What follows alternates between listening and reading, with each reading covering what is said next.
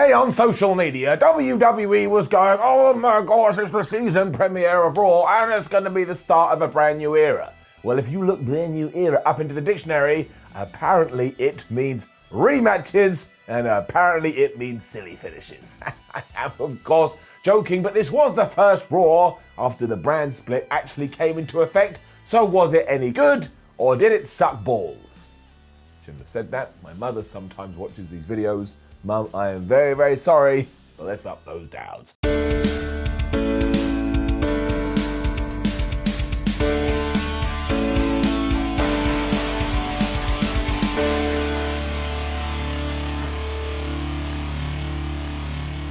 And talking about the season premiere of Raw, does anybody know what it actually means? Like if you're watching a television program, then it does make sense because of course it will go away, but Raw never ends.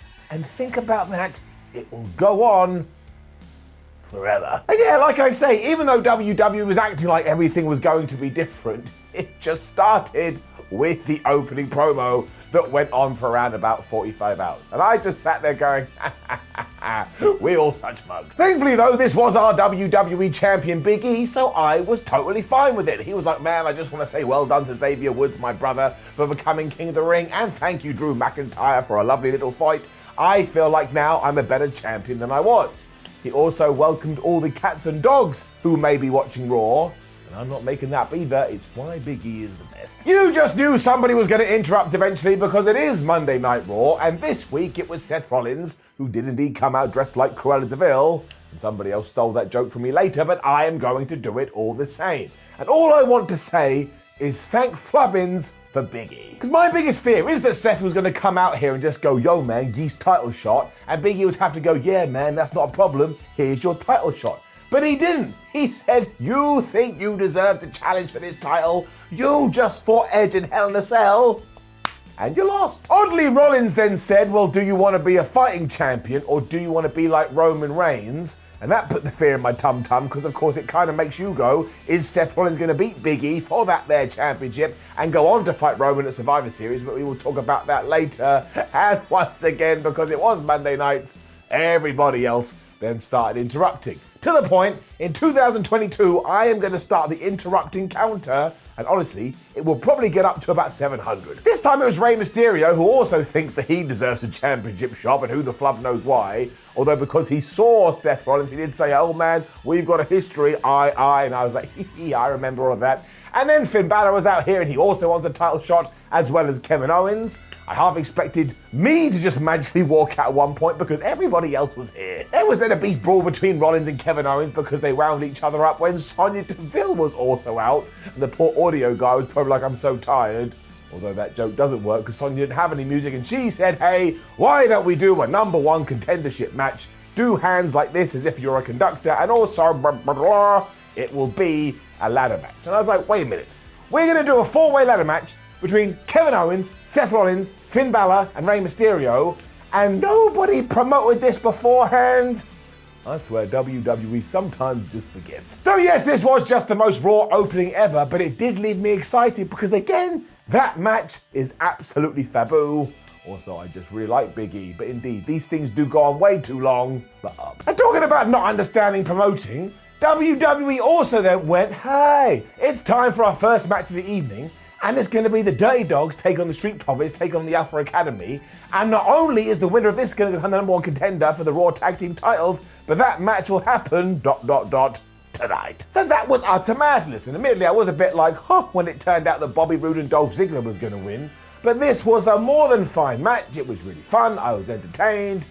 There was a really cool bit when Dolphy Boy Blue went for the Famouser, but Montez Ford turned it into a powerbomb, and then he was using his Arkham Asylum skills because Otis came running in, and he just moved, and Otis went running into the ring post. There was then a bunch of mega moves, which finished off with Montez Ford's dive, and we've talked about that time and time again, but somehow that summoned out Otis. So Montez went, well, I'm going to dive on him, and the big man caught him and just chucked him around the place.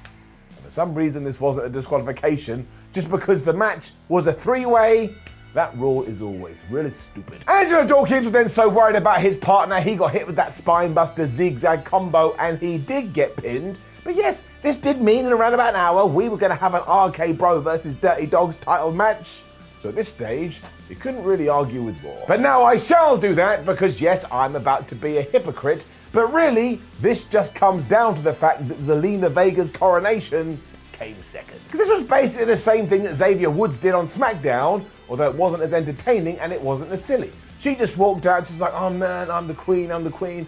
And she started to do an English accent, which kind of irked me because seriously, it should be Spanish. If you know, you know. If you know, don't worry about it. The worst part was that this just magically turned into a crown jewel rematch because out came Doudrop, and in around about 2.5 minutes, she just lost again. And it was a little bit like, well, what was the point of that? Down. I'm not saying that these things need to go over 20, but when the entire Queen's Crown tournament couldn't even make that number, and we keep doing small match, small match, small match, small match, eventually you do start scratching your bald head and going, I don't think WWE really cares about this anymore. As ever, it was just nonsense too. Zelina Vega was losing, so she went to remove the turnbuckle pad. The referee was like, you're not allowed to do that. So when he was distracted, she went and got her Queen Scepter. She twonked Doudrop right on the head and pinned her for the 1, 2, 3. And the crowd didn't really care about this because, of course, they haven't been told to care.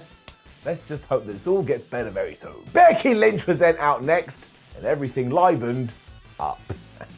What a silly way to do it. She's still this weird half good guy, half bad guy character, and she was all like, look, nobody wants to see me fight Bianca Belair anymore. They want to see me beat the likes of Rhea Ripley, and they want me to beat the likes of Liv Morgan.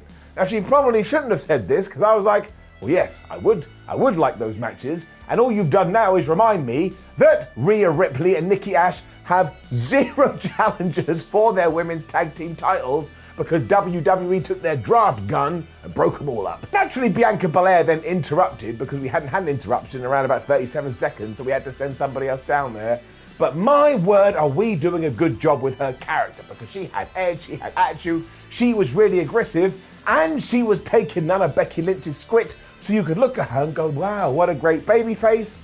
As ever, it really is that simple. She also made the point that she has beaten a bunch of contenders, so now it is time for her to fight Becky Lynch for that Raw Women's Championship.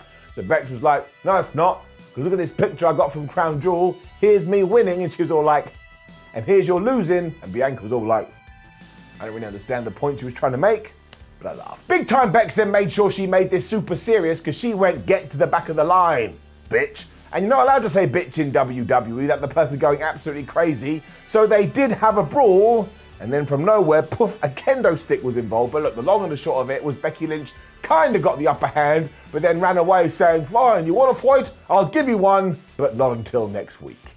That old chestnut. So that really does have to be the most overused phrase in WWE history. And as ever, you kind of watch this and go, shouldn't we just be doing this as good guy versus good guy, even though Becky Lynch's character is very entertaining?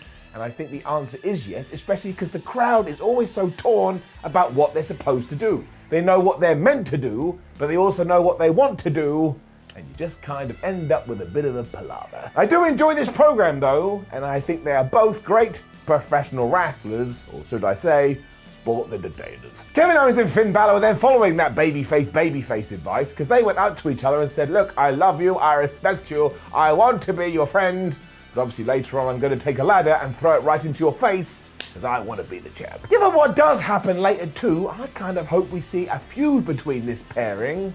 I would enjoy it. Damien Priest was then finally back, and thank Fubbins for that. He had just vanished recently, and despite me looking for him, I didn't know where he'd gone. He's also got a brand new entrance, which I believe is now overthinking these things, but I also think it ties into some kind of business arrangement WWE used to have, so whatever, let's move on.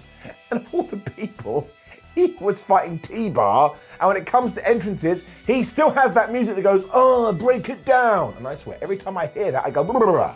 It gives me the heebie-jeebies, because, well, you know. It really did crack me up, though, because it was so random, and yet the finish, was just typical Monday Night Raw.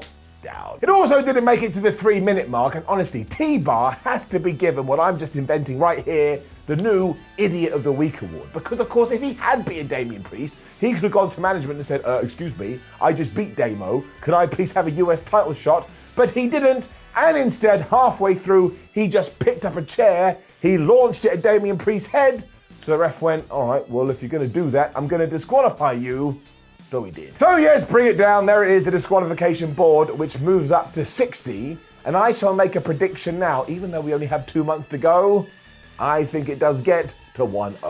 Now, the good part of all of this is afterwards, Damien Priest was like, you absolute son of a gun. How dare you do this? And he went absolutely crazy. I mean, he beat the shit out of T-Bar, and he finished it off with the Reckoning, and he had this face was like, oh man, I'm crazy now. I'm really nuts. What am I going to do? So it was almost like a Jekyll and Hyde character, I suppose. And this is a direction I can be in favor of. So I am going to give it an up. But WWE, I swear, if you all of a sudden forget this, much like you forgot to include Damien Priest on my TV, well, I'm not going to do anything. What the hell can I possibly do? But I'm sending the warning out there anyway. And then just flub me sideways. Because despite it being the WWE RAW, we learned that it was Carmella versus Liv Morgan fighting for the 7th time in the last few months. You know what's even better? Carmella won this, so it's now Carmella 4, Liv Morgan 3, so it's 50-50 booking. Nobody has benefited, and I don't get it down. And of course, once again, it wasn't allowed more than 2 minutes, because why the hell would I want wrestling on my wrestling show? And Carmella just won. Went kapow, hit with a face buster, 1, 2, 3. I don't know what to tell you. Are we going to do it again next week and Liv Morgan is going to win? In fact, I hope we do. I hope we do this match into 2025, and at the end it is Carmella 496 and Liv Morgan 492. I mean, just pick one of them and push them. Even if it's not the one that I particularly would want to be pushed right now, I would still much prefer that, and I can just sit back and see where it's going to go. We also got it confirmed that yes, next year's WrestleMania is going to be 2 nights, and there's pros and cons to that. You can debate it amongst yourselves. And then we also had another video for Keith Lee, which ended saying the Bearcat, which is his new name, is about to crawl his way to Raw. I swear. Sometimes I'm pretty sure that WWE is written by a child. This video is telling the truth as well, because Keith Lee was then out here, and I swear, much like Kano in Mortal Kombat, this was just WWE going kata and getting my heart boom, boom, boom, and watching it like bleed out, but then also picking it up and give it a kiss, because they are really weird people. But the point is this, it was Keith Lee versus Cedric Alexander, and Keith Lee absolutely wrecked him. Now, this is exactly what you should be doing with somebody like Keith Lee, but I was also just so sad to see Cedric Alexander put in this kind of position, because he too should be kicking somebody's ass. I mean, it was really quick as well. Keith Lee kind of mauled him like a cat, and then he hit the Big Bang Catastrophe and he pinned Cedric for the Uno Dos Tres. And then afterwards he looked in Shelton Benjamin's direction, so you know what's going to happen in 7 days. Shelton is going to get it too. It's also important to note that Keith Lee's music now starts with a bear growling, or at least some kind of growl. It's a bit annoying we didn't go with the cat side of that, because how good would it have gone and gone meow, and then out comes Keith Lee. But why is Vince McMahon so obsessed with little stuff? We're going to call you the Bearcat, and therefore we have to go raw before you come to the ring. I don't know, but look, I like Keith Lee. He got a win. It feels like we're about to do something with him. Dominic and Daddy were then having a chat, and Rey Mysterio was all like, oh, I haven't had a ladder match in ages, what am I going to do? And Dominic was like, oh my gosh, you gave birth to me years ago, Dad, you're going to be fine. Here's a nice moment. Austin Theory then popped up though, and he wanted a selfie with Rey, and he asked Dominic to take it, and Dominic was all, I'm not a photographer, how dare you ask me? So honestly, if you ever see Dominic in the street, don't ask him to take a picture of you. But this did actually lead to a match. So it was a proper I don't want to take your picture contest. Astonishingly, I really liked it. And this is mostly because after Jeff Hardy, it does seem like Theory is just going to take on WWE legend after WWE legend, because surely after this, he has to go and face Rey Mysterio. And if he gets some wins and it's done the right way, this will be a terrific way to introduce a brand new character to the roster. And even though this again wasn't allowed to go more than 3 minutes, I thought Austin Theory and Dominic Mysterio just had a really good match. I mean, somehow they're both 24 years old, which makes no sense, because Dominic looks about 8 and Austin Theory looks about 41. That's not true, I just wanted to say it because I thought it'd be funny. And after some decent back and forth action, Austin was able to catch him, he gave him the ATL. Once again, he got the pin, and he was going to take a selfie afterwards, but the referee was like, no, what are you doing? So Austin Theory still did it. I need to check that picture. I think it will make me laugh. Randy Orton was then in the back getting mad at Riddle because Riddle was more excited about Halloween than he was focusing on their match. And I'm pretty sure the way Orton dealt with this was by saying, look, if you just go out there and ensure we retain our tag team titles, and afterwards we can come back and both of us can get really excited about Halloween. Now put your hands up if you want to see Randy Orton being really excited about Halloween. Me too. We were then about to get RK Bro versus the Dirty Dogs when we had a video saying Veer comes to Raw soon. Like, what do you mean? He was on Raw last week and the week before that, so that didn't make any sense. But it was a really good tag team title match, so up. And it was just the usual stuff where Dolph Ziggler, Robert Roode, Riddle, and Randy Orton are good wrestlers. They're able to go out there and have a good wrestling match. Although Randy Orton really needs to start using his experience a little bit more. Because he was doing all right until Dolph Ziggler started yelling at him. Then he was like, why is somebody yelling at me? So Robert Roode just grabbed him and he chucked him over the barricade. And I really do hope that barricade is going to get a pay rise soon. It just takes damage every single week. The ending was really fun too, because after Randy Orton had given an RKO to Robert Roode, Ziggles was there and he hit the zigzag, and then Dolphy Boy Blue and Riddle were just going pin, pin, pin, pin, kick out, kick out, kick out, until Riddle hit the most devastating move in all of sports entertainment, the surprise roll-up, and he got the win. And yeah, sure, that was kind of weird. Why can't our champions just hit their big move and get the victory? But again, I was entertained. Seth Rollins then cut a quick promo telling us that he was going to win the ladder match next. And it was this point I realized that him and Becky Lynch had dressed up the same, which was very nice. And then when Kevin Owens was making his entrance, he saw a ladder and he went, "Rrrr," and he smashed his head into it over and over again to the point he was bleeding. So clearly he gave Bill Goldberg a call before this, and I thought we decided not to do this anymore. Apparently not. Forget all of that though, because this main event rocked, and it was even better because we kept seeing Big E in the back watching it on the TV like this. I kid you not, he had his back to the camera and I was like, Big E, you are my hero. I just want you to go on to great things. And if you take all of this and wrap it up in a nice little package, it is getting it up. It was carnage straight away with Kevin Owens using the ladders like a weapon, but then he went for a senton mist and went crashing into one. But then Finn Balor was here and he was like, oh, I know what I can do with this. I can stomp it into people's faces, which is what he did to Seth. Finn and Ray were then fighting on top of another ladder, so Kevin was like, I know what I'll do. I'll just push you off of it. And I was like, man, this really could have been on pay-per-view. Owens then just shrugged off a buckle bomb to hit Seth Rollins with a super kick, and then he was climbing up the ladder and he was about to grab the contract, but Rey Mysterio stopped him and then basically gave him a 619 into a ladder. I was like, do not forget Ray is well into his 40s and he never has a bad match. The dude don't make no sense. There was then just a bunch of crazy spots that sure we've seen time and time again, but they never get old.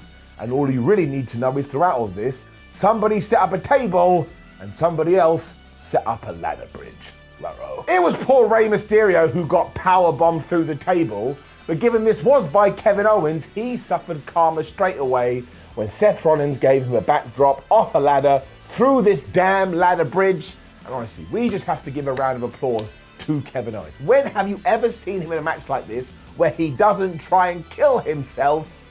The man is a damn legend. Finn Balor was all wibbly wobbly at this point and Seth Rollins realized that and he gave him a curb stomp, and honestly Balor sold this like he was dead. His eyes were just staring off into the distance, and at this point the architect realized, wait a minute, there's no one else around. He climbed the ladder, rung by damn rung, he got the contract, and he is your brand new #1 contender. And I assume this was always going to happen, but thank you for WWE for actually justifying it. And afterwards, Big E came out and he had a stare down with Seth Rollins, and in the back, Seth Rollins was all like, I'm gonna become the new Universal Champion.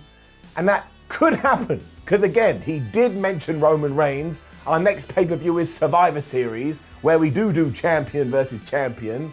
WWE is looking to hotshot ratings, and I hope I'm wrong. I'm fine with Seth being champion in like a few months, but not right now. Big E has to hold it for a long ass time. But I tell you this, while there was a lot of nonsense on Raw, because there's always a lot of nonsense on Raw, by the time it was over, and mostly for that main event, I was very glad that I had sat down to watch it. So we are back to giving it up. Now please do leave a comment below and let us know what you thought about last night's episode of Raw. Then like the video, share the video and subscribe. It's really important. It's good for what Elger. Never forget we have a website where you can keep up to date with all the wrestling news known as WhatCulture.com. We're all over social media. Come give us a follow. And you're on YouTube. Why not click another video? You don't even have to watch it. Just click it and leave the room. We appreciate it all the same. My name is for WhatCulture. Thank you for joining me as always. The ups and downs never stop because I watch wrestling, so you don't have to. See ya.